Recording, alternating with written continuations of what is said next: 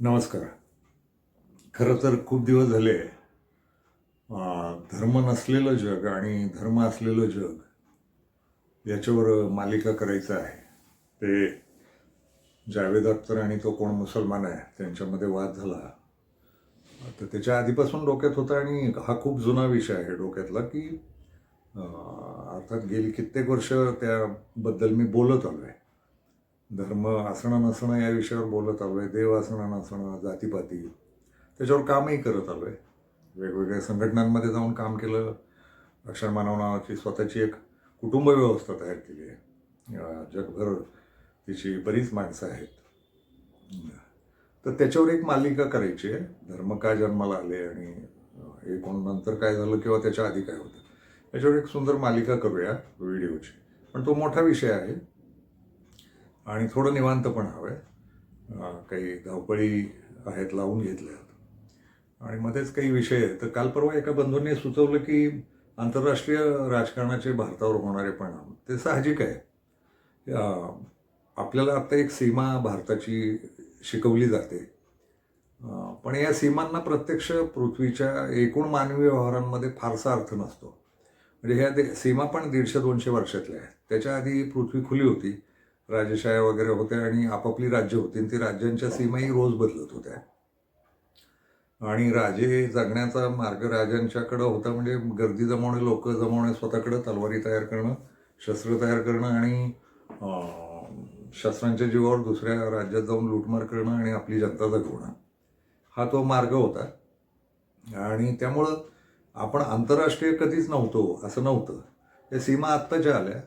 त्यावेळची राजे मंडळी आपापली राज्य सांभाळत हे काही करत होती आणि त्यांच्या सीमा रोज आपल्या हलत असायच्या. म्हणजे त्यांना तेवढंच एक काम होतं.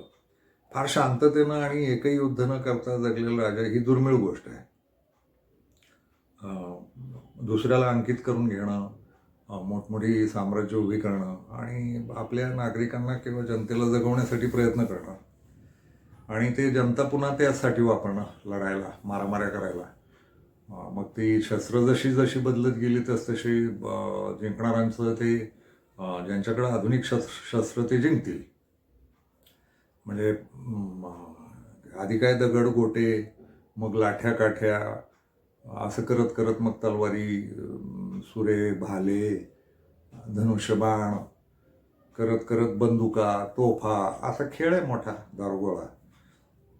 म्हणजे बाबर हा एवढ्याशा सैन्यासह एवढ्या मोठ्या त्या दिल्लीच्या सल्तनतीच्या विरोधात लढला आणि जिंकला. त्याचं खरं कारण होतं दारुगोळा. दारू काम भारतात आणलं बाबरानं. त्यानं त्या छोट्या छोट्या बंदुका आणि छोट्या तोफांच्या जीवावर जिंकलं आणि मग नंतर त्यात विकासही होत गेला. आणि हे लक्षात घ्या की तो दारुगोळ्याचा खेळ युरोपियन लोकांनी शिकवलेला नव्हता. म्हणजे ते आपल्याला जे सगळ्या शोधांचं श्रेय युरोपियनांना, तिथंच विज्ञान विकसित झालं वगैरे, तर तसं नव्हतं. विज्ञान ही पुन्हा पृथ्वीची गोल फिरणारी गोष्ट आहे आणि पृथ्वी पण गोल फिरत राहते आणि माणसंही गोल फिरत राहतात पृथ्वीवर.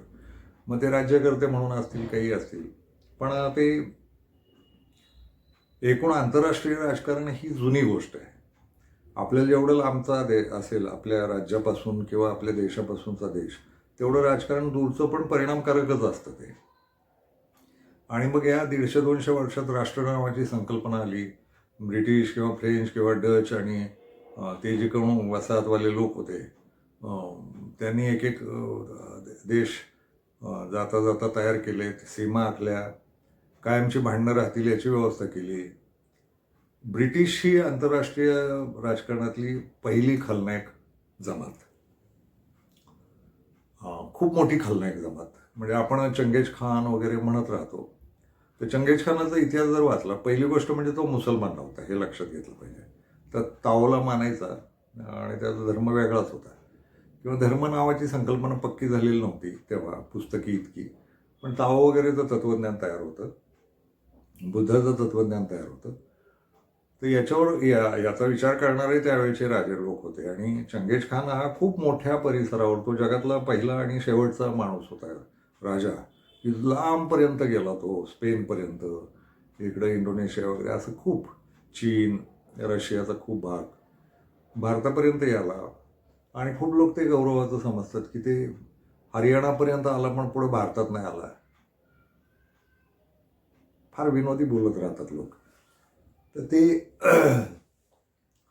भारतीयांनी त्याला, तसं नाही झालेलं. जगभर वेगवेगळी आक्रमणं होत राहिलेली आहेत आणि त्याला देश नावाची कल्पना नव्हती. चंगेज खानाच्या काळात भारत नावाचं काहीच उपलब्धच नव्हतं. त्यामुळे तो भारतात घुसू नाही शकला आणि वगैरे अशा भाकड कथा सांगत बसू नयेत. तर ते चंगेज खान आला होता आणि तो त्यानं केलं, तर त्याचे उद्देश फार छान होते त्याच्या नजरेनं पाहू. त्यानं मग ते कत्ली केलं, जाळपोळी केल्या, लुटलं. तर लुटमारीचा उद्देश त्याचा माझ्या जनतेला अन्न आणि शिक्षण मिळालं पाहिजे. तर त्यातलं शिक्षण हा शब्द फार महत्त्वाचा आहे. म्हणजे आपल्याला तो चंगेज खान जो काही दाखवला जातो आणि आहे त्याच्याकडं शिक्षण हा शब्द आहे, हे फार मजेशीर वाटतं. माझ्या जनतेला शिक्षण मिळालं पाहिजे आणि भूक भागली पाहिजे. तर बहुतेक राजांची तीच इच्छा होती. चंगेज खान एकटा अपवाद नव्हे, जगातले सगळे राजे तसेच होते. सांगायचा उद्देश एवढाच आहे की हे आंतरराष्ट्रीय राजकारण ही फार पूर्वीपासून चालत आलेली गोष्ट आहे. म्हणजे मग तिचा थेटच इतिहास 80,000 वर्षाचा सापडतो. केनिया आणि इथिओपिया या देशांमधनं लोक बाहेर पडले, आपले पूर्वज, आणि ते पृथ्वीवर फिरत राहिले उलटे सुलटे, इकडून तिकडं तिकडून इकडं, आपल्या टोळ्या, आपले समूह, मग त्यातनं धर्मन बिर्मन असं काय काय काय काय जन्माला येत गेलं. तर ते सगळं राजकीयच आहे. त्यालाच आंतरराष्ट्रीय राजकारण म्हणून जे आजही चालू आहे. आणि ते चांगलं होतं का, तर मग चंगेज खानानं केलेल्या कत्लेआमचं किंवा मारलेल्या लोकांचं समर्थन नाही करता येत. त्यानं मग लूटपाटीच्या नावाखाली प्रत्येक राजानं, जगातल्या प्रत्येक राजानं दुसऱ्या नगरातल्या जाऊन सैनिकांच्या बरोबर जनतेलाही त्रास दिलेला आहे. जनताही. पण या सगळ्या प्रवासात माणसं तात्विक होत गेली आणि त्यांनी शांतता हा शब्द सुद्धा शोधला की शांतता प्रस्थापित झाली पाहिजे. अशोकाच्या काळात ती एक बऱ्यापैकी झाली होती प्रस्थापित, पण जगभर शांतता काय कधीच नांदलेली नाही, हेही लक्षात घेतलं पाहिजे. सत्ता आहे, राजकारण आहेत, सत्तेची स्वरूपं बदलली आणि आंतरराष्ट्रीय राजकारणाची पण स्वरूपं बदलत गेली. यात माणसांना मारत राहिली हे मात्र कायम आहे. पण दुसऱ्या बाजूला माणसं शांततेचा उद्घोषही करत राहिली आणि शांतता असली पाहिजे जगभर याची पण मांडणी करत राहिली आणि शांततेचे मार्गही काढत राहिली. पण एकाच वेळेस समांतर पातळीवर शांततेचं बोलणारे लोक दुसऱ्या बाजूला युद्ध, मारामाऱ्या, खुनाखुनी, सत्तापालट असले खेळ खेळत राहिली, जे आजही चालतात. त्यामुळे आज आंतरराष्ट्रीय राजकारणात काहीतरी वेगळं घडतंय असं समजण्याचं कारण नाही आहे. आपण पृथ्वी म्हणून जर एकच हे धरलं तर आंतरराष्ट्रीय हा शब्द वापरला पृथ्वीला, तर पृथ्वीवर ज्या उलथापालथी होत राहिल्या सत्तांच्या, संपत्तीच्या आणि राजकारणाच्या, त्या एकमेकांना खलास करणं, एकमेकांना मारणं, एकमेकांना हरवणं, एकमेकांना जिंकणं असलंच आहे ते. आणि लुटणं, दुसऱ्याची संपत्ती लुटणं. तर आंतरराष्ट्रीय राजकारणाचा ही मुख्य गाभा किंवा पाया ही संपत्तीच राहिलेला आहे. संपत्तीवर मालकी हाच राहिला आहे आणि आजच्या राजकारणाचंही तेच आहे. जेव्हा ब्रिटिश आले तेव्हा सीमा नव्हत्या, राज्यच होती. 600-700 वर्षापूर्वी सीमा नव्हत्याच देशांच्या ठरलेल्या, राज्यच होती राजांची. तर त्यावेळेसही हीच मारामारी होती आणि ब्रिटिश आले, डच आले, पोर्तुगीज आले, फ्रेंच आले वगैरे, हे जे लोक आले जगभर फिरायला निघाले, वसाहती करायला निघाले, हे मुळात संपत्तीसाठी गेलेले होते. त्या भाबडा इतिहास एक शिकवला जातो की मसाल्याच्या पदार्थांसाठी भारतात आले पोर्तुगीज पहिल्यांदा, मसाल्यांच्या पदार्थांचा शोध, आणि कोलंबस भारताकडे निघाला होता आणि मग तो तिकडं गेला, अमेरिकेकडं फापलला, आणि मग तर ते या सगळ्यांचा हेतू पैसा होता. म्हणजे इथनं मसाल्याचे पदार्थ नेणं आणि विकणं हाच त्याचा हेतू होता. अजून एक महत्त्वाचा मुद्दा सांगायचा आहे, थोडंसं त्याच्यावर कधी बोलू वाटल्यास आठवण राहिली तर. पण एक लक्षात घ्या, मक्केला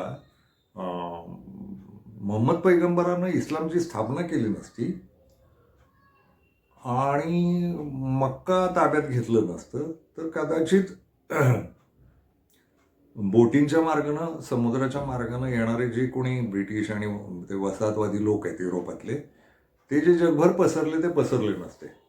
कारण त्याच्या आधी हजारो वर्ष जितका भूभाग जोडलेला आहे सगळा खंडांचा, त्यातला ऑस्ट्रेलिया सोडला तर अगदी अमेरिका सुद्धा, म्हणजे अमेरिकेलाही अलास्काच्या मार्गे जाण्याची सोय होतीच छोट्याशा बोटी, आणि 5-6 हजार वर्षापूर्वी सुद्धा बोटी घेऊन अरबस्थानातले लोक भारतात येत होते. पण मुख्य मार्ग होता तो खुष्कीचा मार्ग म्हणतात, जमिनीचा मार्ग. तो आंतरराष्ट्रीय व्यापार खूप वर्ष चालू आहे, 10-12 हजार वर्ष चालू आहे. व्यापाराचा एकदा सविस्तर असा इतिहास लिहिला गेला पाहिजे, जागतिक व्यापाराचा. आपल्याला 2-3 गोष्टी शिकवल्या जातात. ते कुठला तरी आंतरराष्ट्रीय मार्ग, सिल्क रोड असं काही शिकवलं जातं, पण सिल्क रोडच्या बाहेर सुद्धा मोठं जग शिल्लक होतं.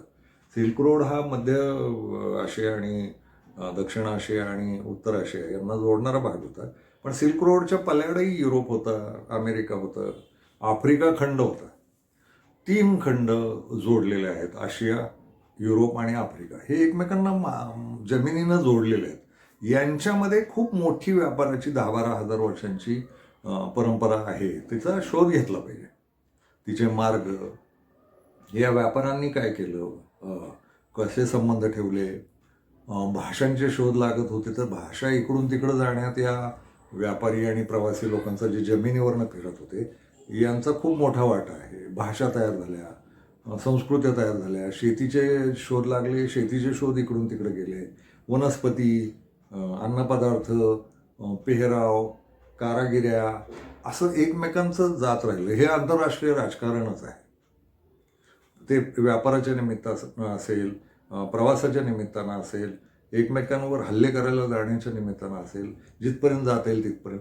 पण सांस्कृतिक आदानप्रदान, आर्थिक आदानप्रदान, वैचारिक आदानप्रदान, तत्त्वज्ञानाचं आदानप्रदान, आहाराचं आदानप्रदान, पोशाखांचं आदानप्रदान, असा असंख्य प्रकारचं जे जे मानवी जगण्यात आहे त्या सगळ्यांची एक खिचडी या 3 खंडांची तरी मोठ्याच्या मोठ्या प्रमाणात दिसते. कुठलीही एक गोष्ट यातून स्वतंत्र काढता येत नाही. अगदी तुमच्या भाषासुद्धा, कुठलीही भाषा स्वतंत्रपणे तयारच झालेली नाही, ती जागतिक पातळीवरच तयार झालेली आहे. आपली मराठीसुद्धा, मराठी तयार होण्यात जागतिक मानवव्यवस्थाच उपयोगी आहे पडली, हे लक्षात घेतलं पाहिजे. आणि सगळा खेळ अगदी इंग्लंड, अमेरिकेपर्यंत, स्पेनपर्यंत, नॉर्वेपर्यंत, रशियावरचं टोक खाली, श्रीलंका, इंडोनेशिया, हे सगळं, हे जे जोडलेले प्रकार आहेत आणि मध्ये थोडासा समुद्राचा प्रवास आहे तेही जोडलेलं आहे. अमेरिका आणि रशिया तसं जोडलेलंच आहे. तर ही जी जिथं जिथं माणसाला जाता येईल तिथं हे सगळं सांस्कृतिक, राजकीय, आर्थिक, शेतीचं, उद्योगांचं, कारखान्यांचं, कारागिरीचं, कलाकौशल्यांचं, तत्त्वज्ञानाचं असं आदानप्रदान होत आलं आहे. ते आत्ताचं नाही आहे. म्हणजे पिरॅमिड्स 5,000 वर्षापूर्वी बांधले गेले, 5,000 वर्षाच्या आधी असणार ते, 5,000 वर्ष जुनी संस्कृती, किंवा आपलं मोहेंजो हरप्पा म्हणतो आपण, माया संस्कृती म्हणतो, असं तर कितीतरी आहे जगभर. तर या सगळ्यांमध्ये आदानप्रदानाचे खेळ, घराची बांधकामं, राहणं, जनावरं पाळणं, जनावरांचे विकास, ते एकूण मानवी विकास, मानवी जगण्याच्या विज्ञानाचा विकास हा आंतरराष्ट्रीय स्थलांतरांचा आणि राजकारणाचा, मारामाऱ्यांचा, युद्धाचा, लुटण्याचा असाच खेळ आहे. त्यामुळं आंतरराष्ट्रीय संबंध ही आजची गोष्ट आहे असं अजिबात नाही. ही प्राचीन परंपरा आहे. आंतरराष्ट्र नावाची एक कल्पना आहे. मग मी मगाशी म्हणालो की ब्रिटिशांनी मग सगळीकडं त्या पद्धतीचं एक केलं. तर ते जे पूर्वीचे राजेच होते सगळे ते असंच वागत होते. ब्रिटिश आणि ते जी युरोपियन वसाहतवाद नावाची गोष्ट त्यांना सापडली की दुसऱ्यांच्या देशात जायचं व्यापार करायला आणि अतिशय शांतपणे तिथं शिरकाव करायचा आणि हळूहळू मग सगळे साम दाम दंडभेद करत सगळं ताब्यात घ्यायचं. तर ही नवी नीती होती, पण म्हणजे फार मजेशीर होती. पूर्वीचे राजे थेट घोडदौड करत यायचे आणि तलवारी दाखवून मारामाऱ्या, युद्धाची आव्हानं, जो जिंकेल तो जिंकेल, जो हारेल तो हारेल, असं ते होतं. ब्रिटिश, पोर्तुगीज किंवा फ्रेंच किंवा डच हे लोक अतिशय शांतपणे प्रत्येक देशात गेले आणि तिथं वेगळेच करार करत बसले. पोर्तुगीजांनी भारतात आल्यावर खूप अन्याय केले, घाण वागले. तो वास्को डी गामा हा खरं तर खलनायक आहे. जसं आपण जुन्या कत्तल करणाऱ्या राजांना खलनायक ठरवतो, तो वास्को डी गामाचा इतिहास अभिमानास्पद वाटावा भारताला असं नाही आहे. त्यानं खूप अत्याचार केलेत. ते झामोरीन वगैरेंना खूप छळलेलं आहे, खूप माणसं मारली, खूप विकृत इतिहास आहे तो. तर तो आपल्याला आज वाटू शकतो, त्याच्या काळात ते कदाचित योग्य आहे. तर ते तेवढं काही अपवादात्मक सोडलं तर हळूहळू शिरकाव करून व्यापारी म्हणून आले आणि राज्यकर्ते होऊन बसले असं आपल्याला इतिहासात शिकवलं जातं. तर नुसते राज्यकर्ते नाही झाले. त्यांनी ज्या पद्धतीनं डावपेच आणि हे आखलं, तर ब्रिटिशांच्या वसाहतवादाच्या एकूण युरोपियनांच्या वसाहतवादाचं मोठं वैशिष्ट्य राहिलं की युरोपियन देश हे जगातले सगळ्यात लढदू देश. म्हणजे तो मक्केचा संदर्भ दिला मी की मक्केला इस्लामनं त्या किंवा मोहम्मद पैगंबराच्या पुढचे जे राजकीय व्यवस्था आहेत त्यांनी एवढे कर बसवले आणि त्या आंतरराष्ट्रीय व्यापारावर एक प्रकारे नियंत्रण आलं आणि ते जाचक व्हायला लागलं. अरब व्यापारी हे स्पेन ते इंडोनेशिया सगळीकडे फिरायचे, चीन रशिया सगळीकडे फिरायचे. इस्लामची स्थापना झाल्यानंतर कर प्रणाल्या बदलल्या आणि मक्का हे केंद्र होतं त्यावेळेचं, किंवा ते जे काही मक्केचं सुरुवातीचं आपण ज्याला तथाकथित इस्लामी म्हणू, जे आधीचं राज्य होतं, पण ते जे काही अरब भूमी आहे सगळी, त्या अरब भूमीचं नियंत्रण सगळं मोहम्मद पैगंबर आणि त्याच्या पद्धतीच्या तयार झालेल्या राजांच्या हातात आलं आणि त्यांच्या कर प्रणाल्या बदलल्या. त्यातून युरोपियन लोकांची व्यापाराची अडचण व्हायला लागली. माल मिळणं, त्याचे भाव ठरणं, मध्ये कर व्यवस्था. तर या कर व्यवस्थेत झालेले जे बदल आहेत त्यातनं युरोपियन लोकांना सुचलं की आत्ता मोठ्या झेपा घेतल्या पाहिजेत, मोठ्या बोटी तयार करून आपण जगभर गेलं पाहिजे आणि त्यातनं वसाहतवादाला सुरुवात झाली. हा संदर्भ जरा मजेशीर आहे, पण हे कारण आहे. अनेक कारण आहेत, पण यातलं एक कारण हे पण आहे की मध्यपूर्वेवर इस्लामी नियमांचा जो हे आला नवा प्रकार, ते जाचक होतं अरबांनाही आणि इकडच्या आशियाई लोकांनाही आणि पलीकडच्या युरोपियन लोकांना आणि आफ्रिकन लोकांना पण खालच्या. तर मक्का बरोबर केंद्रस्थानीच आहे. युरोप, आशिया आणि आफ्रिका यांच्याबरोबर मध्यस्थानी तर मक्केचा भोवतीचा परिसर आहे आणि तिथं जे काही राज्यकर्ते आहेत त्यांचे नियम आणि ते सगळं. आणि मग ते हारून अल रशीदच्या वगैरे कथा आपण वाचलेल्या असतात. ते श्रीमंत झाले, समृद्ध झाले, बगदाद वगैरे, ते कारण ते नव्या नियमांचं. तर ते काही नियम त्या युरोपियन लोकांना जाचक वाटलेले आहेत आणि त्यातनं मग त्यांना शोधायची इच्छा झाली की हे खुष्कीच्या मार्गापेक्षा आपण समुद्राच्या मार्गाने जाऊ शकतो का. कारण खुष्कीच्या मार्गावर या सगळ्या इस्लामी सत्तांचं वर्चस्व आहे किंवा आणि ते काही जे त्यांचे नियम आहेत आणि इस्लाम हे स्पेनपर्यंत पोहोचलेलं प्रकरण होतं पुन्हा. तर तिथेही त्या युरोपियनांनी त्यांना हरवलं वगैरे, हळूहळू सुटका करून घेतली. पण या सगळ्या प्रक्रियेत गेल्या 1,500 वर्षाच्या प्रक्रियेत 500-600 वर्षापूर्वी 1000 वर्ष युरोपियन लोकांनी सगळं सोसून किंवा विचार करून शोधलं. ते पुन्हा मग बोटींच्या मार्गे ते कोलंबस आणि वास्को डी गामा वगैरे असे जे त्यांचे हिरो आहेत ते निघाले शोधायला. आणि डचांनी पहिल्यांदा जगात ईस्ट इंडिया कंपनी नावाचे प्रकार, ह्या चौघांकडे ईस्ट इंडिया कंपनी नावाचा प्रकार होता, पोर्तुगीजांकडेही. आणि मग त्यातनं लक्षात आलं की ईस्ट इंडिया वेगळीकडेच आहे. आणि मग वेस्ट इंडिया कंपन्या पण यांनी स्थापन केल्या, नाणी तयार केली, झेंडे तयार, काय काय काय काय बोटींचे खेळ, व्यापार. डच हे त्यात प्रगत होते. आधी 200 वर्ष त्यांनी जगभर धुमाकूळ घातला. मग फ्रेंच आले, पोर्तुगीज आले. पोर्तुगीज आधीच आले होते भारतात, पण पोर्तुगीजांचा फारसा प्रभाव पडलेला नव्हता. आणि मग त्यांची लठ्ठालठ्ठी होत राहिली आंतरराष्ट्रीय संबंधांमध्ये. आणि ते भूमी दुसऱ्याची आणि मारामाऱ्या यांच्यात चालू आहेत. आणि मग स्थानिक राजे तिथले फक्त भारतातच नव्हे, आफ्रिकेत ते झालं, वरच्या आशियात ते झालं. यांना टिकून पुरून उरलेले मग लोक म्हणजे चीनचे राजे म्हणता येतील, रशियाचे राजे म्हणता येतील.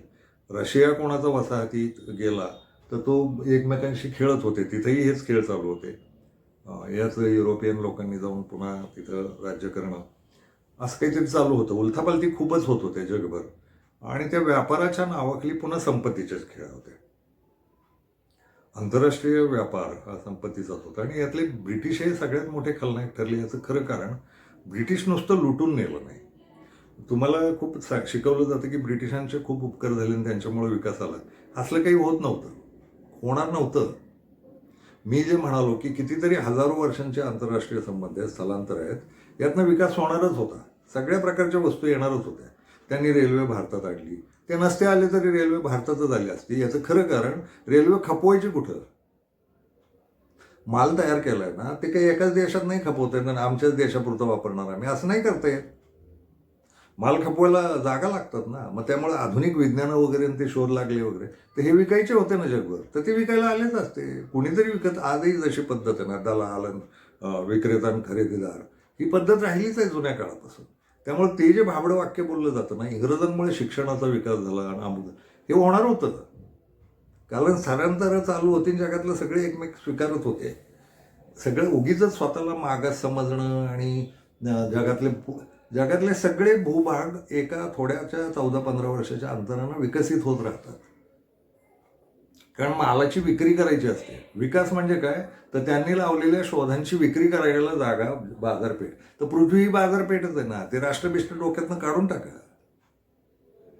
पृथ्वी ही बाजारपेठच आहे आणि दलाल किंवा विक्रेते, निर्माते, उत्पादक यांना माल विकायला पृथ्वीच लागते. आणि पृथ्वी छोटीच आहे हो, आपल्याला वाटतं ती खूप मोठी आहे. ते अमेरिकेला जायला जहाजांना 4 महिने लागतात वगैरे, इंग्लंडला जायला 4 महिने लागायचे आणि 3 महिने लागायचे. 3 महिने हे त्या काळाच्या मापात छोटं आहे. आणि मग आपण वेगवान झालो, आता 11 तासात अमेरिकेला जातो. हा प्रकार होणारच आहे. पुढं 2 तासात किंवा अर्ध्या तासात सुद्धा जातील अमेरिकेला. ते चीननं काहीतरी विमान बनवलं म्हणतात, ते साधारण 1-1.5 तासातच पोहोचतं म्हणे अमेरिकेला. ढपकन वर जातं, त्या कसल्या हवेच्या थर आहेत त्याच्यावर जातं, वरनं फटकन जातं म्हणे तिकडून, परत त्या हवेच्या थराच्या खाली येतं, मग पोचतं. तर ते विकास होणारच आहे ना, आणि विकास पोचतोच होणार, तो पोचत राहिला. त्यामुळे एकाला कोणाला तरी श्रेय देणं विकासाचं, आणि त्यांनी ते नसते तर, हे जे वाक्य आहे ना गुलामीचं, ते काढून टाकलं पाहिजे. ते नसते तरी विकास होणारच होता, मालाची विक्री होणार होती, संपत्तीचा आदान प्रदान हा मुख्य भाग असतो.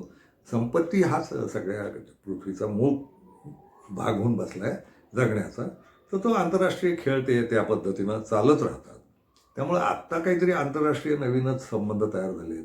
आता राष्ट्राच्या सीमा आहेत फक्त, मग पासपोर्ट आहेत, परवानगी आहेत, अमुक आहे, तेही पुन्हा संपत्तीचेच खेळ आहेत. आणि त्यातल्या त्यात प्रत्येक भूखंडाला स्वतःचं स्वायत्तता आलं. ब्रिटिशांनी जाता जाता खूप वाट लावून गेले, लुटत गेले. त्यातलं एक महत्त्वाचं बोलायचं आहे ते असं आहे की युरोपियन लढदू देश आहेत, मगाशी म्हणालो मी, याचं खरं कारण या देशांचं पोट आहे ना, 2 खंडांनी इमानदारीत भरलं गेले हजारो वर्ष, आशिया आणि आफ्रिका. युरोपचं पोट भरावं किंवा त्यांच्या सगळ्या गरजा भागाव्यात असं युरोपमध्ये काही नाही आहे. त्यांच्या शेत्या पण अपुऱ्या आहेत, त्यांची गरजा पण जेवढ्या आवड हवे आहेत. तर त्यांचं जे काही दिसतं ना सौंदर्य, घरांच्या फार सुसंस्कृत आणि त्या फार देखण्या घरांच्या वसाहती, आणि मग त्यांनी केलेलं, आणि मग ती कायमची हिरवळ खाता येत नाही, ती जनावरं खाऊ शकतात. माणसांना अनेक गोष्टी लागतात, आणि माणसांना ज्या ज्या गोष्टी लागतात त्या सगळ्या युरोपियन लोकांना पुरवल्या त्या आशिया आणि आफ्रिका खंडांना. आणि मग त्यांची जी राजकारण आहेत ना संपत्तीची, आंतरराष्ट्रीय संपत्ती, तर ब्रिटिश यातले सगळ्यात चतुर राहिले, फ्रेंचही राहिले, मग त्यांच्या समन्वय पण झाले आता. मग युरोपियन खंड युरोपियन एकता वगैरे झाली. पण यातलं ते जे काय आहे विकास घेऊन जाणं वगैरे ते आपोआप होत राहिलेले, विक्री करायची. पण ते इथून जे काही घेऊन गेले त्यातनं विकास झाला. आंतरराष्ट्रीय संबंध ब्रिटिशांनी सगळं मग जगावर राज्य जे केलं ना त्या काळात, आजही सगळ्या जगाच्या राज्यांवर, देशांवर अंतर्गत मालकी ब्रिटिशांचीच आहे. ती जी राजकीय मालकी आहे ना ती ब्रिटिशांचीच आहे. अमेरिका हा देशच मुळात युरोपियन लोकांनी तयार केला, त्या तिथल्या रेड इंडियन्सना मारून. तर ते एका अर्थानं युरोपियन लोकच अमेरिकेवर राज्य करतात, स्पॅनिश आणि ब्रिटिश. त्यातला वरचा जो अमेरिका आहे, त्या कॅनडा वरचा अमेरिका, यांची आखणी बांधणी सगळी ब्रिटिशांनी केली. दक्षिण आफ्रिकेचं स्पॅनिश लोकांनी केली. आणि गंमत अशी आहे, तुम्हाला सांगायचं आहे, कॅनडा आणि ऑस्ट्रेलिया यांची प्रमुख पद आजही ब्रिटिश राज्यकर्त्यांकडे आहे. म्हणजे ती राणी जी मेली ना तीच त्यांची प्रमुख होती राष्ट्रपती पदासारखी. ती कॅनडाची आजच तीच होती, आता तो तिचा मुलगा आलाय. आणि ऑस्ट्रेलियाची तीच होती आहे, म्हणजे आता तिचा मुलगा आलाय. यांच्या संसदांची शेवटची मान्यता या इंग्लंडच्या राजाकडेच आहे आजही. अमेरिकेनं ते झुगारलं आणि मग ते स्वतंत्र झाले ब्रिटिशांपासून.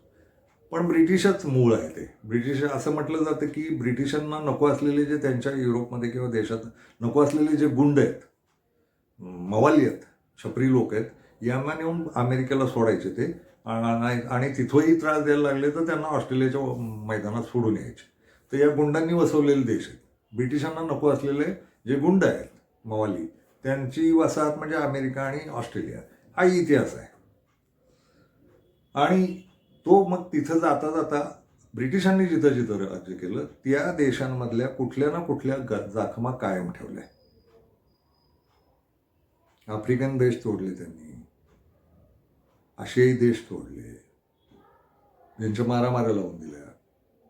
आणि आंतरराष्ट्रीय राजकारणात आजही ब्रिटिशांचीच चलती आहे.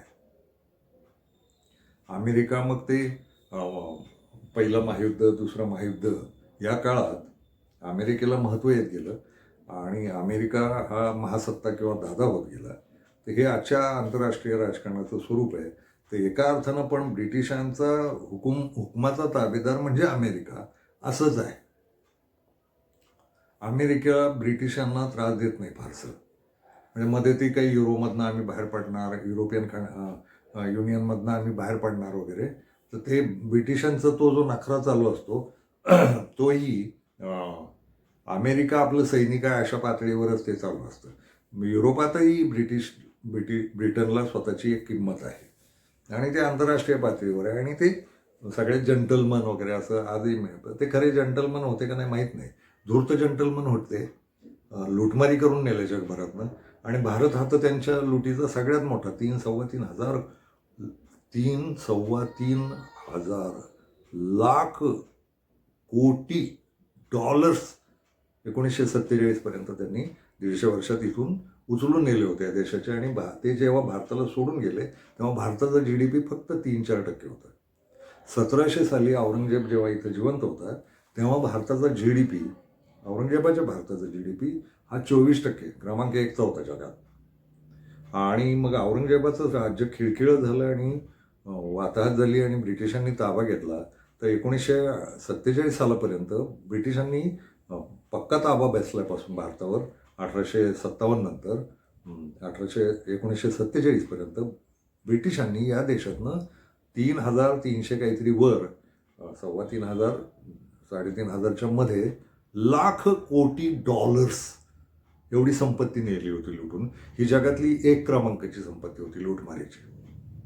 आणि भारताला खंक करून गेले होते आणि फाळणी करून गेले होते. म्हणजे भारताचा विकास होऊ नये याच्या दृष्टीनं त्यांनी काय केलं होतं तर ते पाकिस्तान, बांगलादेश आणि भारत असे तुकडे पाडले. नेपाळ, ब्रह्मदेश वगैरे वेगळे काढले, अफगाणिस्तान. हे फार चातुर्यानं घाणेरडं खेळ खेळले ते. हा अखंड भूभाग असता तर तुम्ही लक्षात घ्या काय ते RSS वाले जे अखंड भारताचं स्वप्न पाहतात त्यांच्या डोक्यात कदाचित फक्त पाकिस्तान असेल, अफगाणिस्तान असेल, पण ते म्यानमार सुद्धा येतं, तिबेट पण येतं.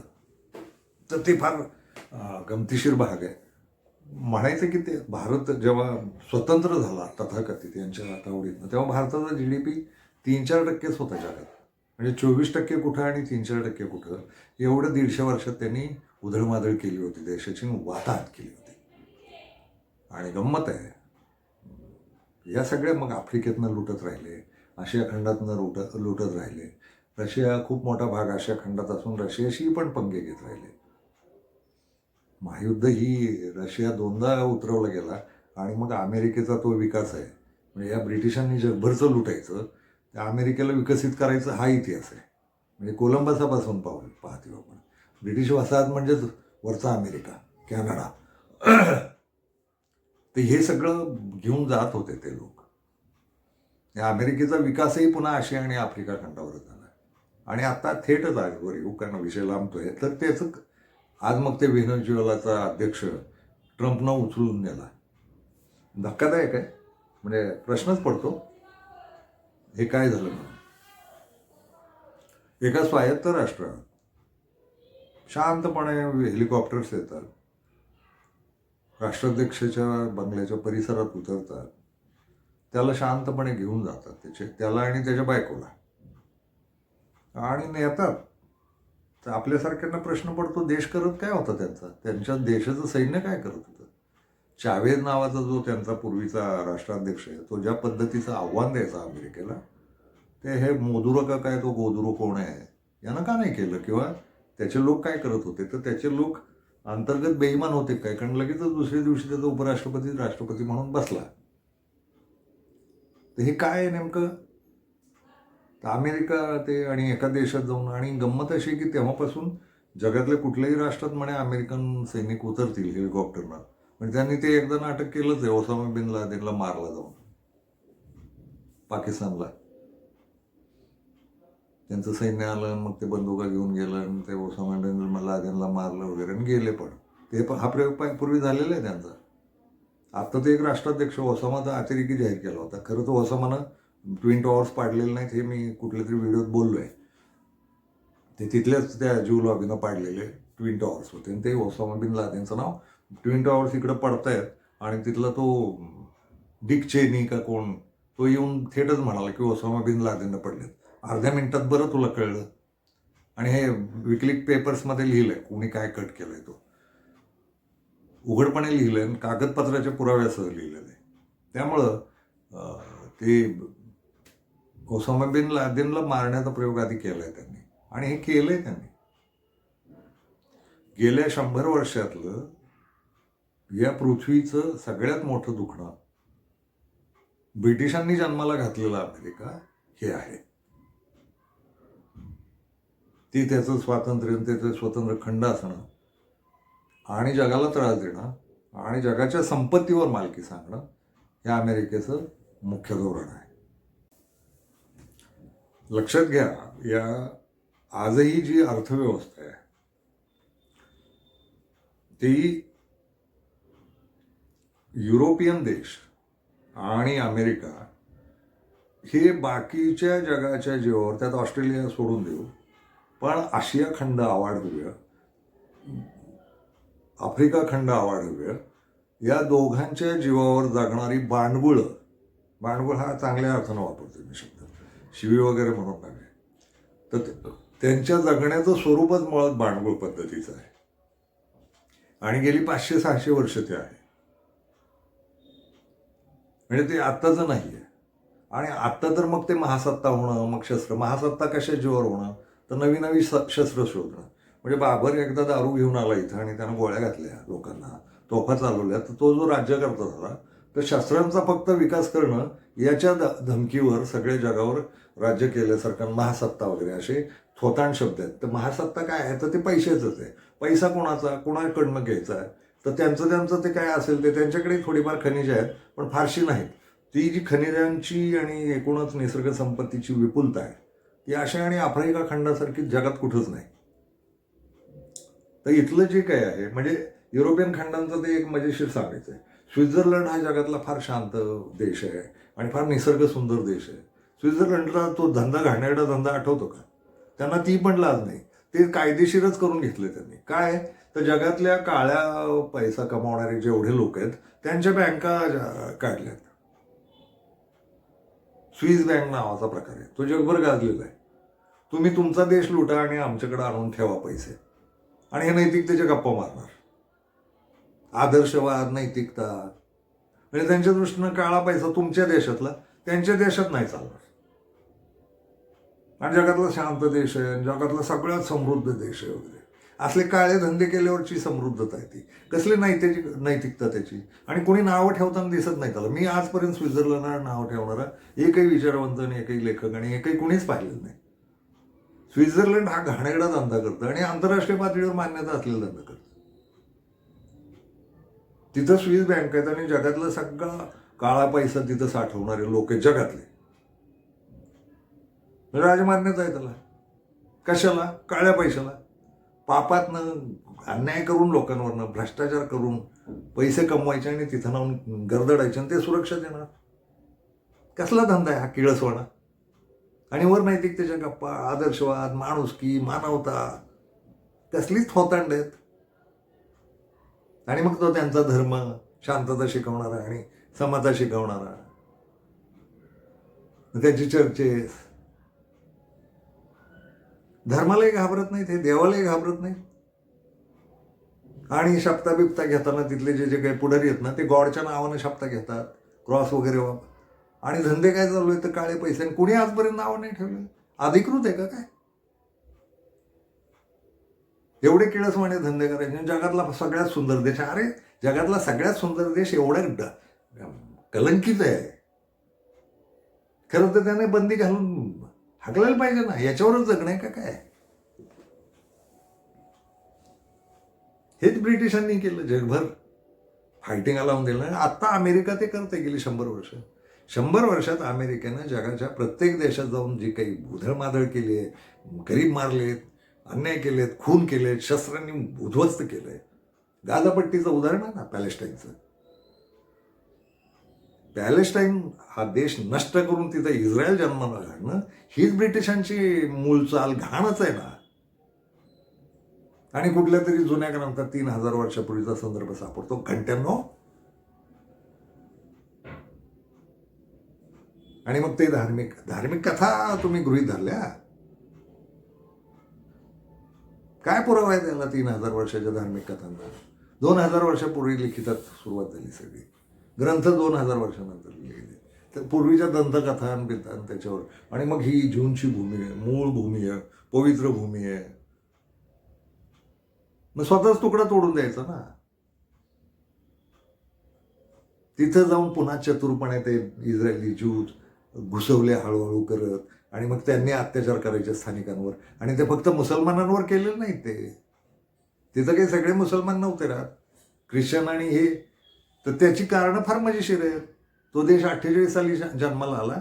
तर ते लक्षात आलं की युरोप, मध्यपूर्व म्हणजे आफ्रिका आणि आशिया खंडातली जी खनिजं आहेत आणि तेलाचा शोध लागलेला आहे मध्यपूर्वेत, याच्यावर नियंत्रण ठेवायचं असेल तर एक काड्या घालणारा भूभाग आपल्या हातात पाहिजे. तो म्हणजे इस्रायल. ते पवित्र भूमी वगैरेच्या नावाखाली नका ना ढोंग करू. तिथल्या संपत्तीसाठी ते इस्रायल नावाचं फॅड तयार करण्यात आलं आणि त्यांना त्रास दिला त्या सगळ्या याच्यात आणि मारले लोक. हवंय तेल.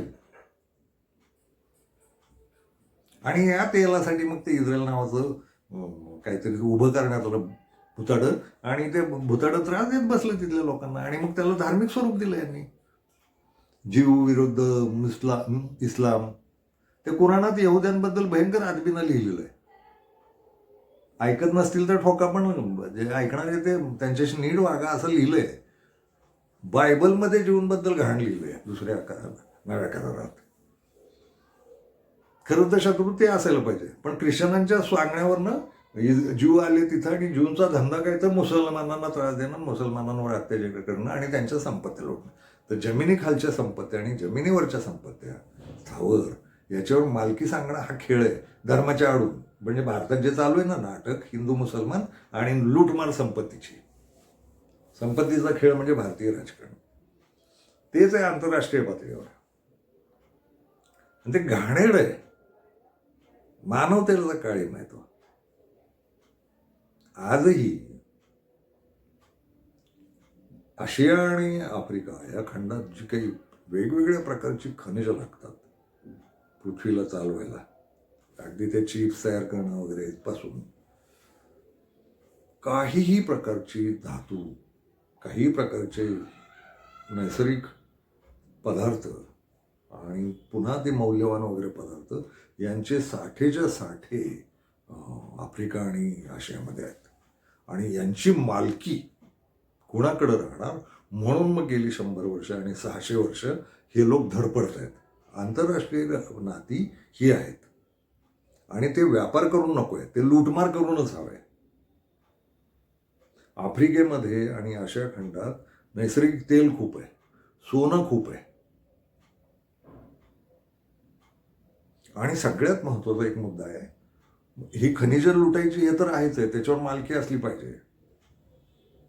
अमेरिकेकडे सोनं आणि इंधन आहे बरं का, पण ते नाही वापरायचं आहे. नाही, युरोप आणि अमेरिकेची ती अभद्र युती काय करणार तर जगाला सारख्या धमक्या देत राहणार, आधुनिक शस्त्र तयार करणार. त्यांचं काम तेवढंच आहे, रोज नवी शस्त्र शोधायची, कारण माणसं मारता आली पाहिजे. विमानं शोधायची, हत्यारं शोधायची, बॉम्ब शोधायचे, अणुबॉम्ब शोधायचे. कशासाठी तर जगावर राज्य करता आलं पाहिजे. जगावर राज्य का करायचं तर आम्ही बांडगुळ आहोत, मूळ झाड उखडून खाऊ, शोषून खाऊ. हे मूळ धंदे यांचे. आणि हे पुन्हा लोकशाही, मानवता याचे धडे तर शांतता राहिली म्हणून पाहिजे म्हणून आम्ही युद्ध करणार आणि मारणार लोक. ते सैनिक मरणं सुद्धा माणसंच मारणं आहे हो. सैनिक असणं म्हणजे काय वेगळी अवलत आहे का काय? तो रोबोट आहे का काय? त्याच्यासाठी सैन्य तयार करा तुम्ही. सैन्यावर पुन्हा त्यांची शस्त्र विकत घ्या. म्हणजे ते त्यांची शस्त्र बनवणार, ते तुम्हाला विकणार, तुम्ही दुसऱ्या देशांशी मारामारी करणार आणि वेळ आली त्यांच्याशी मारामारी झाली ते तीच शस्त्र. हे शस्त्रांचे धंदे यांचे. चांगले धंदे कुठले आहेत? जगाला हे चांगलं काय पुरवतात? अमेरिका आणि युरोपियन देश जगाला कुठल्या चांगल्या वस्तू देतात? जे जे मानवी जगण्याला लागतं ना त्यातलं सर्वोत्तम आशिया आणि आफ्रिका खंड देतात. धान्य असतील, औषधं असतील, कपडे असतील, खनिज आहेत वेगवेगळी. जग जगण्याची सगळी व्यवस्था आफ्रिका आणि आशिया खंड करतं. आणि हे काय बनवतात? तर शस्त्र विकतात. काय तर शस्त्र. कशाला? तर आमचं राज्य असलं पाहिजे आणि तुम्ही मारामाऱ्या करा, तुम्ही मारा. आणि मग ते गाझापट्टी असे किती उदाहरणं. ते सद्दाम हुसेन त्याच्या देशासाठी जगत होतो तो. इथल्या काही मूर्खांनी सद्दाम मुद्दाम वगैरे असं ते संपादक असलेले बेचुती घाणेरडे लोक पण इथं होतेच. तो भारताचा मित्र होता, इंधन स्वस्तात देत होता. ते अमेरिकन लॉबीनं जाहीर केलं. तर आपल्याकडं ज्या बातम्या येतात ना त्या अमेरिकन लॉबीच्याच बातम्या असतात. अमेरिकेच्या ज्या नजरेनं पाहिलं ना त्याच नजरेनं आपण पाहणार. कालपासून ते व्हेनेझुएलाबद्दल ऐकतोय मी. तो फार हुकुमशाह होता वगैरे. तुला काय घेणं आहे? तू कोण आहे? अमेरिकन आहेस का? आणि अमेरिकन आधुनिक आहेत का? अमेरिकन आधुनिक नाही आहेत. युरोपियन आधुनिक नाही आहेत. आधुनिक ते दुसऱ्यांना कसं ठासावं या बाबतीत आधुनिक आहेत. त्यांची दुसरी लायकी नाही काय? त्यांनी जगाला काय काय पुरवलं ते सांगा. विज्ञानं ती शोधली जाणारच होती, ती यांच्या जीवावर शोधली गेली. पुन्हा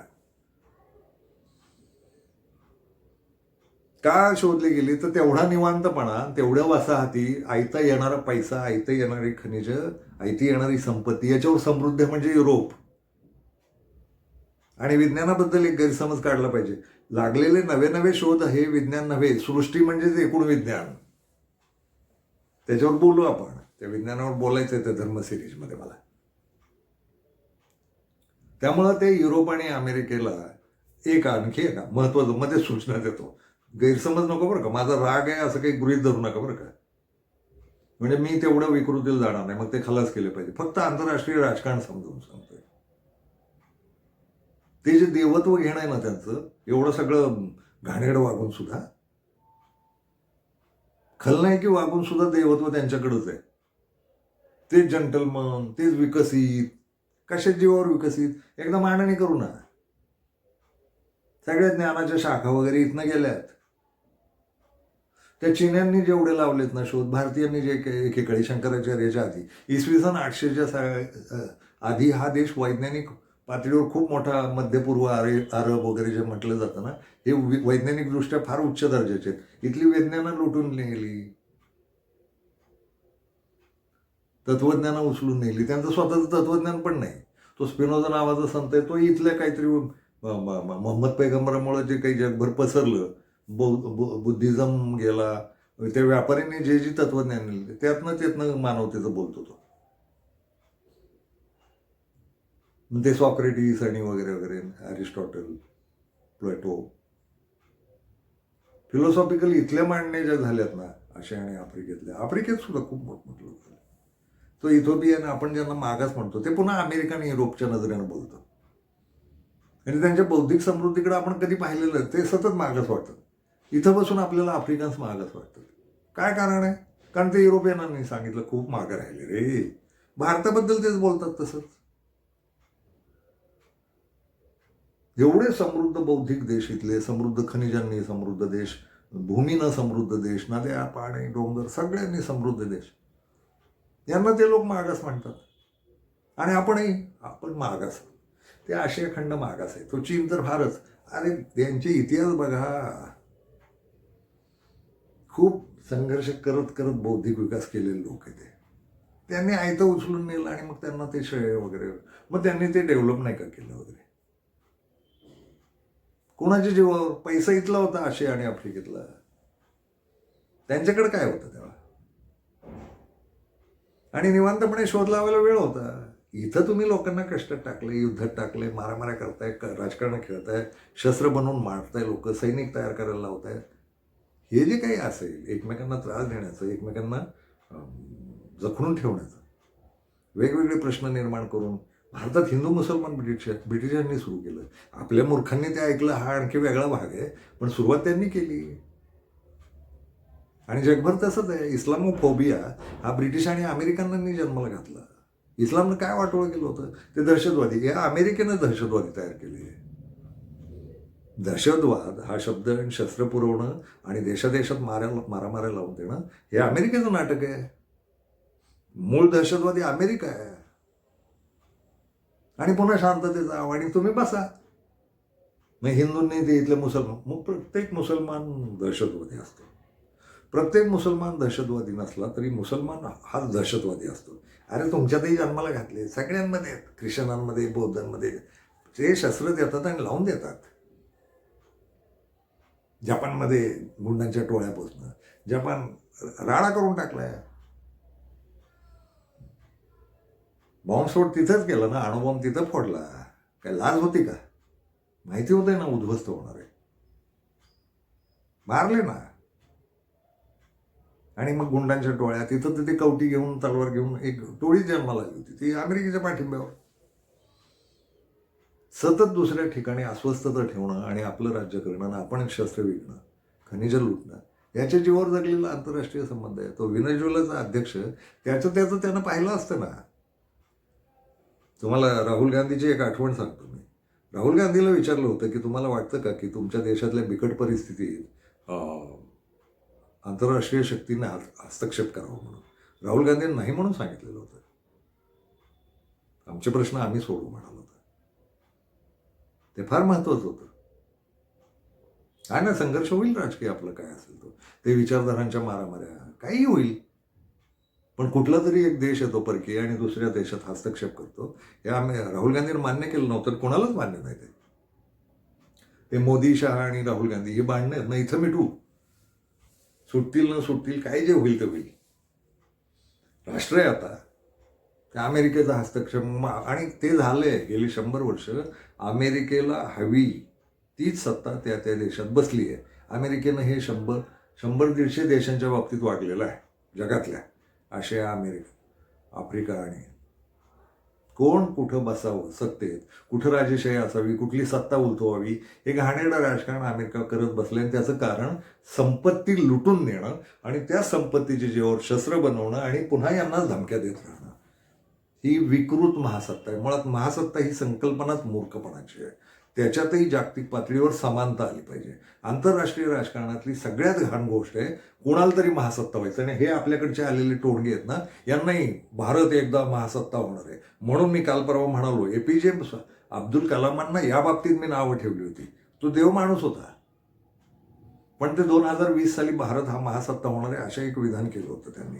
आणि मग मला वाटलं एवढा बुद्धिमान, एवढा ग्रेट, एवढा संत माणूस हे विधान करतो म्हणून मग आम्ही थोडं नाव ठेवलं होतं. म्हणजे त्याचं वाईटच वाटत राहतं, पण हे विधान चुकीचंच आहे ना. कशाला महासत्ता लागतात हो? प्रत्येक जगातला प्रत्येक देश हा, तिथली नागरिक हे सुखानं 2 वेळचं अन्न, छोटंसं घर, वस्त्र, स्वतःचे कष्ट याच्यावर जगेल ना. तुमची शस्त्र, फॅशनची सामानं, मग ते काय करायचंय? आणि मग ते पुन्हा नावं ठेवून विकसनशील, विकसित. अरे कसलं? आमचे कष्ट करून आम्ही जगतोच आहोत ना. तुमच्या याच्यावर नाही मेलेलो. विकसनशील ही व्याख्या कशाला? ते आंतरराष्ट्रीय नाणेनिधी, ते कुठल्या काय बिनो ह्या ढोंगे, ते तुमची गुलाम आहेत. हे तुम्ही तुमच्या सत्ता सगळीकडे राबवण्यासाठी, तुमच्या पद्धतीचे कायदे सगळे राबवण्यासाठी ते घाणेरड्या संस्था तयार केल्या. ते कोरोनात उघडकीला आलं ते WHO.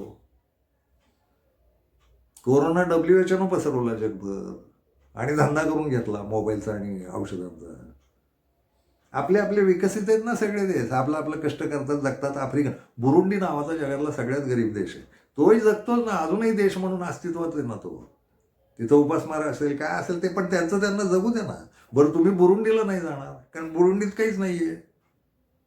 जिथं तुम्हाला पाहिजे तिथं खनिज ना, काय जे सापडेल ना, मग तिथून. बुरुंडीत काही सापडलेलं नसावं अजून, म्हणून बुरुंड अजूनही गरीब. आणि तुमच्या लक्ष्यावर आलेलं नाही, टार्गेटवर आलेलं नाही.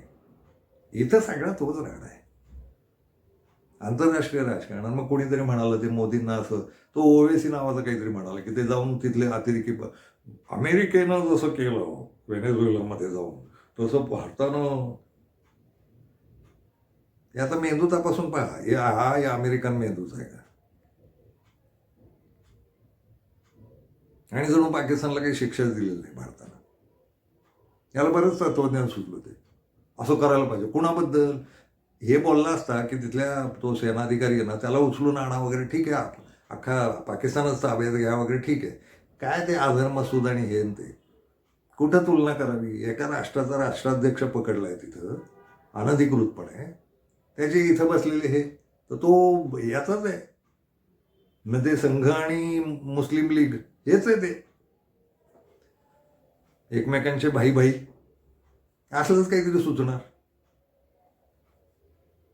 स्वतःच्या देशापुरतं पाहावं काय? त्या अमेरिकेनं हे घाणेरडा तो ट्रम्प आहे, त्या ॲप्स्टीन फाईलमध्ये सगळं सापडलंय यांचं दंगानाच, आणि तो हुकुमशाह व्हायला निघालाय. मला खूपच आहे मोठा विषय हा. मला एक संशय आहे, तो व्यक्त करायचा पत्रकार म्हणून. 1980च्या दरम्यान अमेरिकन लॉबीनं रशिया तोडला. USSR, सोव्हिएत युनियन, अनेक देशांचा समुदाय होता. तो इतका पक्का होता आणि इतका विकसित होता की अमेरिकेनं कट करून गोर्बाचेव नावाच्या दलालामार्फत रशिया तोडला, तुकडे केले रशियाचे. तो बदला काहीतरी घ्यायचा आहे रशियाला असं मला उगीच जाणवतं. ट्रम्पची जी पहिली टर्म होती, पहिल्यांदा तो राष्ट्रपती झाला होता, त्यावेळेस जे काही वागत होतं आणि त्यावेळेस एक संशय व्यक्त केला होता की ट्रम्प निवडून यावं म्हणून पुतीननं किंवा रशियानं काम केलं. ते काम का केलं? अमेरिकेचा राष्ट्राध्यक्ष त्यांचा तो निवडून येईल, रशिया काल दखल देत होता.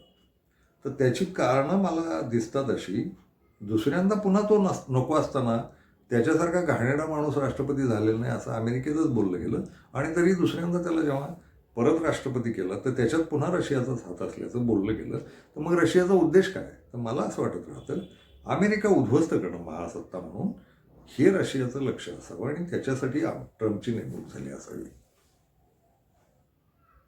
आणि शेवटचा मुद्दा असा आहे, आंतरराष्ट्रीय संबंधावर बोलत राहू, काही प्रश्न असतील तर तेही विचारा, पण बोलतही राहीन मला जशी माहिती मिळेल तशी. पण आता झालंय असं की बदलती आहे, त्याला वर्ल्ड ऑर्डर बदलणं म्हणतात.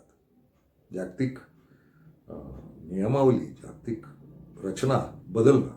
तर आता गेली 100-150 वर्ष अमेरिका, युरोप खंड हे भांडगुळांनी राज्य केलं जगावर. आणि कुठल्या जगावर? तर कष्टकऱ्यांच्या जगावर. आशिया, आफ्रिका या 2 खंडांच्या जगावर. एक छोटा संदर्भ असा आहे, आफ्रिकेची आजची लोकसंख्या 140 कोटी आहे, भारताची आजची लोकसंख्या 140 कोटी आहे, आणि चीनची आजची लोकसंख्या 140 कोटी आहे, आणि जगाची लोकसंख्या 850 कोटी आहे. खंडप्राय असलेला भारत, खंडप्राय असलेला चीन आणि खंड असलेला आफ्रिका यांची मिळूनच 520 का काहीतरी कोटी लोकसंख्या होते. किती होते? 140, 300, 412, 420 कोटी लोकसंख्या ही एवढी 850 पैकी यांचीच होते. तर एका बाजूला इथून खनिजं न्यायची ही जरी बाजू बरोबर असली तरी पुन्हा ते जे बनवतील युरोपियन आयते, शस्त्र असतील, दागिने असतील, कपडे असतील, ते आपल्या संपत्तीवर बनवणार, आपल्याच वस्तूंवर बनवणार, काही असेल, नकली वस्तू असतील, हे विकणार कुठं? तर ही ग्राहकांची मोठी पेठ आहे बरं काही. तिने 140 अधिक 140 अधिक 140 कोटी ते मोबाईल बनवायचं, ते बनवतंय चीन, पण विकतंय अमेरिका, युरोप. ग्राहक कुठे आहे? तर इथं सगळ्यात मोठा ग्राहक आहे. लक्षात येत आहे? म्हणूनही ताबा हवा आहे त्यांना. ती जी भांडणं आहेत ना, नुसती खनिजं उकरून नेण्यात नाहीये, खनिजांचं उकरून नेऊन तिकडं जे काही करतील ते प्रॉडक्ट तयार झालेलं पुन्हा यांच्या माथ्यावर मारणं हा आंतरराष्ट्रीय संबंध आहे. ग्राहक हाच आहे पुन्हा.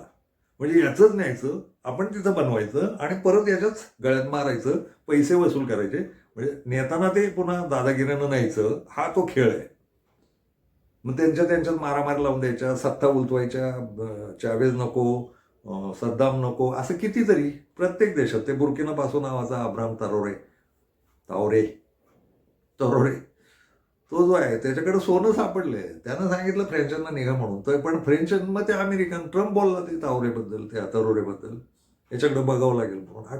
17 का 18 वेळा का 28 वेळा त्याला मृत्यूचा प्रयत्न झाला, त्याला मारण्याचा प्रयत्न झाला. ते टिकून आहे पोरगं, 38-40 वर्षाचं आहे काहीतरी.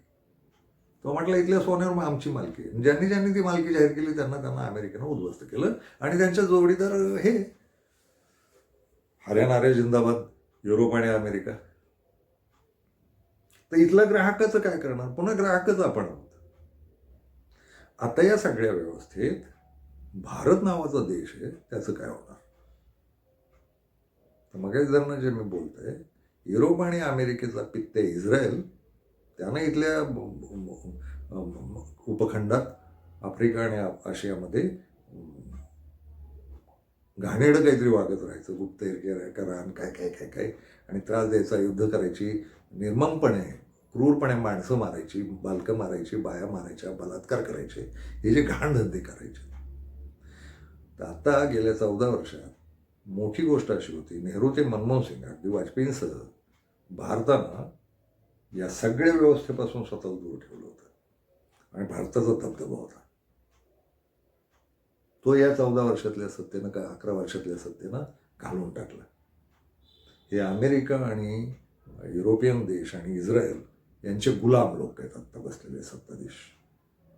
मनमोहन सिंगांपर्यंत सगळ्या जगाशी संबंध, तुम्ही पण दूर राहा, आम्ही आमचे थोर आहोत आणि तुम्हाला काय लागेल ते आमच्याशी बोला, आम्हाला काय लागलं तर तुमच्याशी बोलतो, पण दूर राहा. हे जे धोरण होतं भारताचं मनमोहन सिंग, ते गेलेलं आहे. आणि आपण आत्ता पित्ते झाल्यासारखे दिसतो त्या घाणेरड्या अमेरिकेचे, माणुसकी नसलेल्या अमेरिकेचे, लोकशाहीवादाच्या गप्पा हाणून लोकशाही नावानं खून करणारे, जगभर खून करणारे दहशतवादी, त्यांच्याबरोबर आपण आहोत.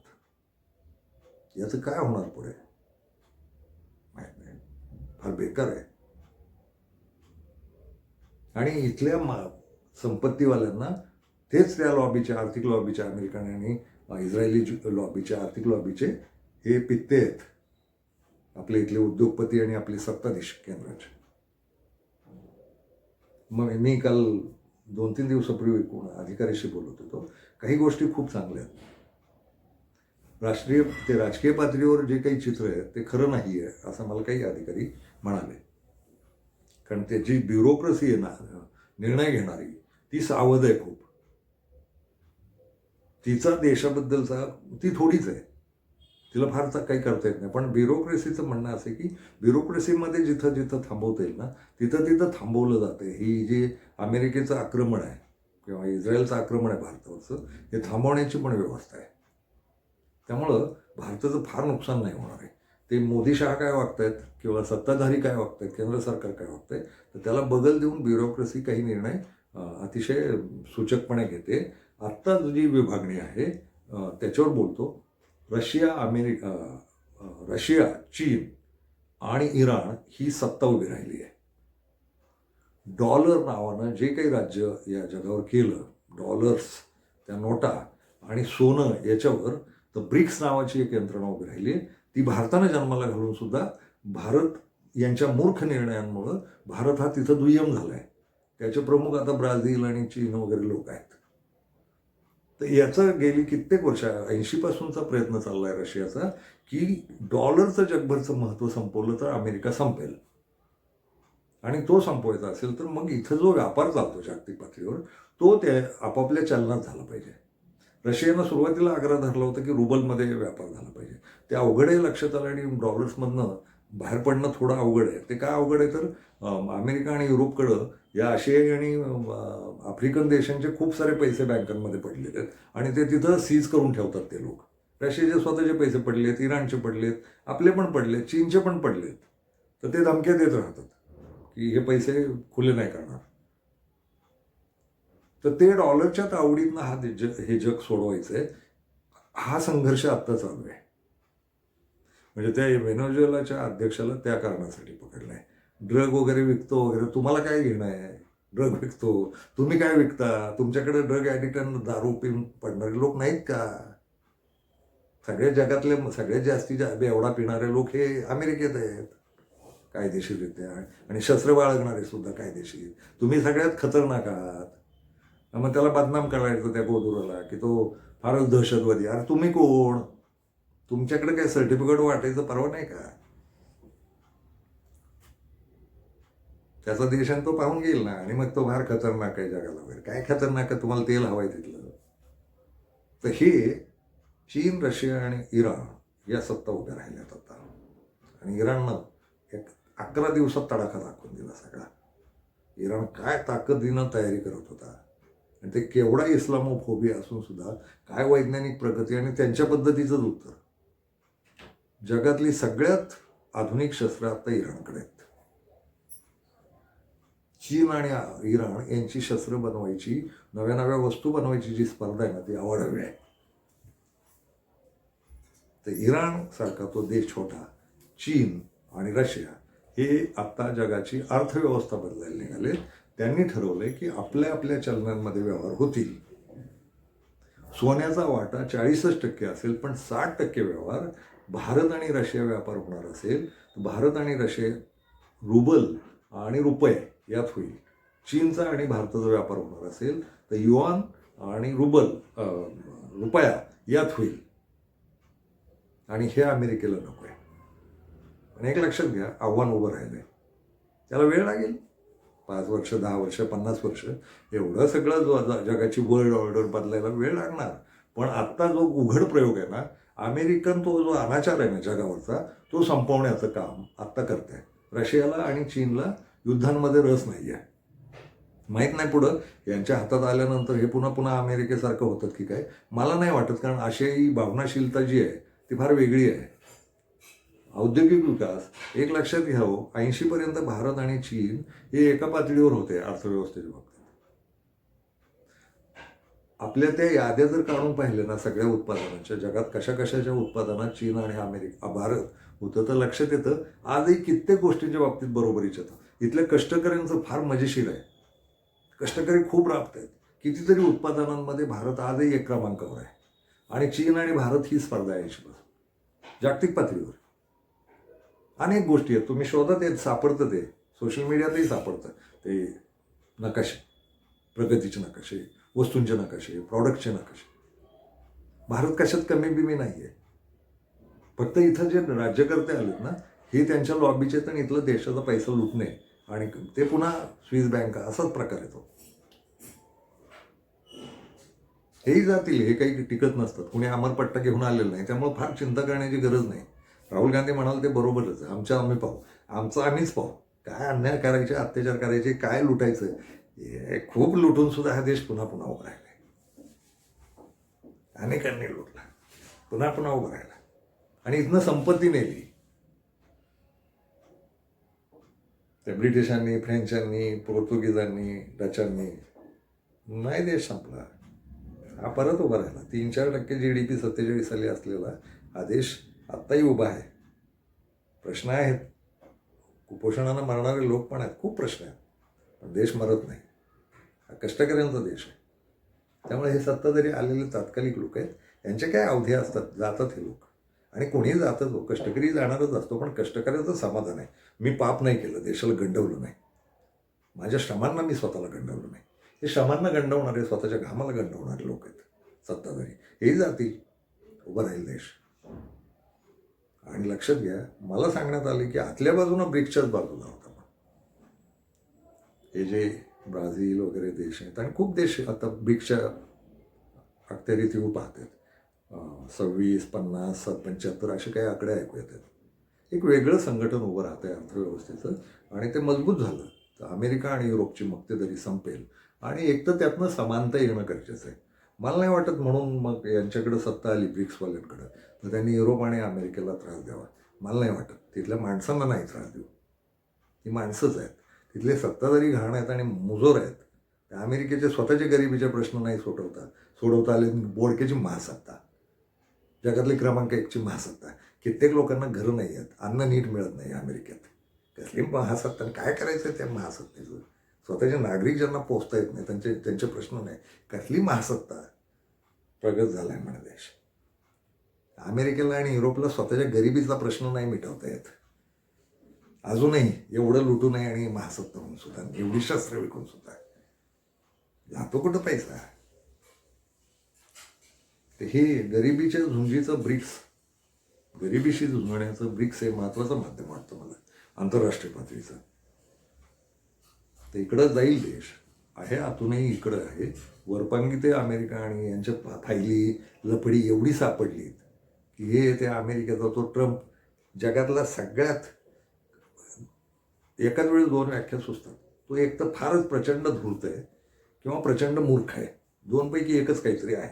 ते सिद्ध होईल काळानुसार, आत्ताच व्याख्या करणं गैर आहे. पण तेव्हा तो धमक्या देतो आणि मग इथले ऐकतात. तर यांची लाचारी, यांच्या फायली आहेत, यांची लफडी, यांना बायांचे नाद आहेत, पैशाचे नाद आहेत.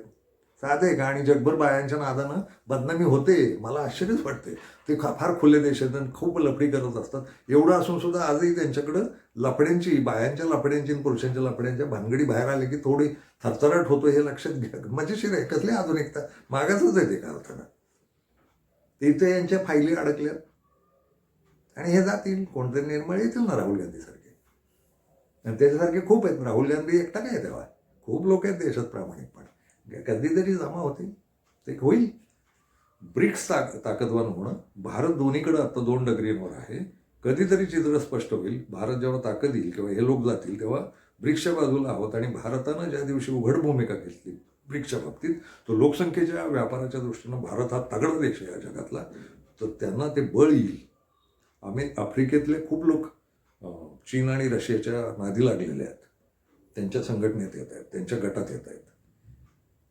खूप देशांनी ते जाहीर केलं आहे. अगदी ते ज्यांनी युरोपियन, ज्या ब्रिटिशांनी दक्षिण आफ्रिका वसवलं, तो देश वसवला आणि अत्याचार केले काळ्यांवर, तो देशसुद्धा ब्रिक्सच्या बाजूला आला आहे. ब्राझील आहे, कोलंबिया आहे, सगळे देश इच्छा व्यक्त करतात. कारण यात अमेरिकन घाणेरड्या अर्थव्यवस्थेतनं सुटायचं आहे सगळ्यांना.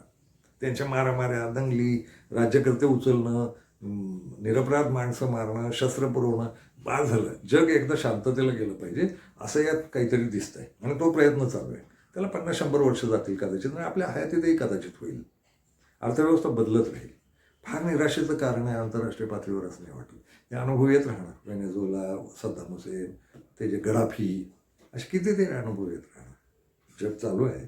चीन, रशिया आणि भारत ही युती जर होते इराणच्या बरोबर, तर जगाची अर्थव्यवस्था, जगाची मानवतेची व्यवस्था खूपच नियंत्रणात आणि संतुलित होईल असं मला लक्षात येतं. आणि या लोकांकडं अमेरिका आणि युरोपचा बदला घ्यावा अशी धोरणं नाही आहेत.